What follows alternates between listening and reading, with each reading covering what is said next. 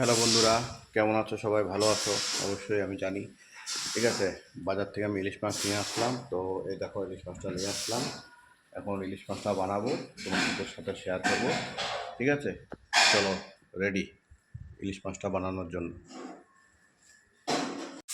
তবে দেখো, মাছটা আমি ধুতে নিয়ে নিলাম।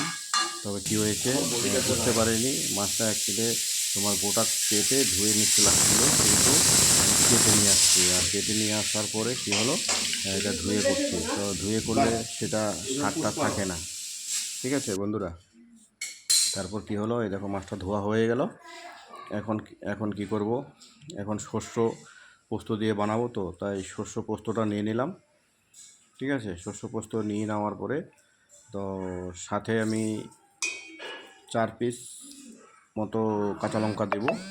কাঁচা লঙ্কা, দেখো বন্ধুরা, কাঁচা লঙ্কা দিয়ে দিচ্ছি। এখন এটাকে পেস্ট করব। তো পেস্ট করব, ঢাকনাটা ধুয়ে নিলাম। পেস্ট করে তারপর দেখছি কি হয়। আশা করি ভালোই লাগবে। এদিকে পেস্ট কমপ্লিট হয়ে গেল। জন্য এটা তারপরে সবাই এদিকে বসে রয়েছে এক সাইডে। আর এইদিকে আমি বসে আছি রান্না নিয়ে, সবাই গল্প করছে, বলছে ভাই আজকে তুই বানাবি মাছটা। তো আমার হাতে মাছটা নাকি সব বসে রয়েছে। স্বাদ হয়, ওই জন্য বলছে। তো আমিও বলছি আচ্ছা ঠিক আছে, তো চলো মাছটা আমিই আমি বানাবো। বানিয়ে দিচ্ছি। তারপর আসলাম, আসার পরে দেখছি পেস্ট হয়ে গেল, পেস্ট কমপ্লিট হয়ে গেল। তো ঠিক আছে, এখন এখন একটা কাজ করছি। এখন পেস্টটা নামিয়ে নিচ্ছি। নামিয়ে নেওয়ার পরে এখন কড়াইটা বসিয়ে দেব। আর কড়াইটা এরকম স্টিম দিতে হবে। হ্যাঁ, স্টিমটা দেওয়ার পরে কি হবে, যাতে একটু মাছগুলো না না লাগে। ঠিক আছে, এখন আমি তেল দিয়ে দিচ্ছি। অনেকটা গরম হয়ে গেছে, তেল দিয়ে দিচ্ছি। এ বাবা, দুনিয়া তেল পড়ে গেল। ইলিশ মাছতে এমনি তো অনেক তেল, তারপরে হাতের থেকে অনেকগুলো তেল পড়ে গেল। এদিকে আমি ইলিশ মাছগুলো হালকা নুন আর হলুদ দিয়ে মেখে নিচ্ছি। মাখা হয়ে গেল আমার। ঠিক আছে, এখন আমি কড়াইতে তো একটু করবো, কড়াইতে একটু ফোড়ন দেবো। ফোড়ন দেবো, 5 ফোড়ন দেবো। ঠিক আছে, দেখো কড়াই থেকে পুরো ধোঁয়া হচ্ছে। 5 ফোড়ন দিয়ে দিলাম।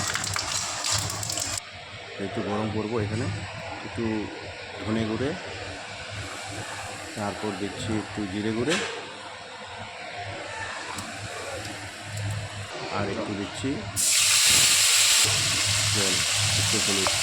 এই মশলাটাকে আমি খুব সুন্দর করে কষাবো, খুব সুন্দর করে কষাবো। কষানো রেডি হয়ে গেছে। ঠিক আছে, এখন কী করবো, মাছগুলো আস্তে করে এটার মধ্যে বসিয়ে দেবো। দেখো, এক এক করে সব মাছগুলো এখানে বসিয়ে দিচ্ছি আমি। এক এক করে সব মাছগুলো বসিয়ে দিচ্ছি। কতগুলো মাছ, ওই জন্য একটু বড় কড়াই নিতে হচ্ছে। সব এভাবে বসিয়ে দিলাম, এইভাবেই থাকবে, একটু নাড়াচাড়া করবো না।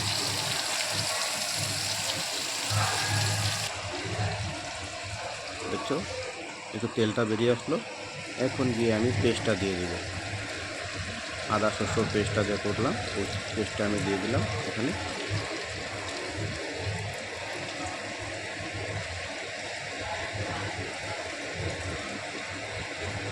দেখো, দাওয়াটা সম্পূর্ণ হয়ে গেল। ওটার মধ্যে একটু আমি জল দিয়ে একটু ধুয়ে দিয়ে দিলাম ওটার মধ্যে। এখন কী করবো, এটাকে ঢাকনা দিয়ে দেবো। ঢাকনা দিয়ে দেবো 5 মিনিটের জন্য, ঢাকনা দিয়ে দেবো।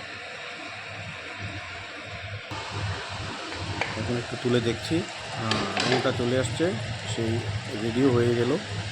এখন কাঁচা লঙ্কা দিয়ে দিচ্ছি।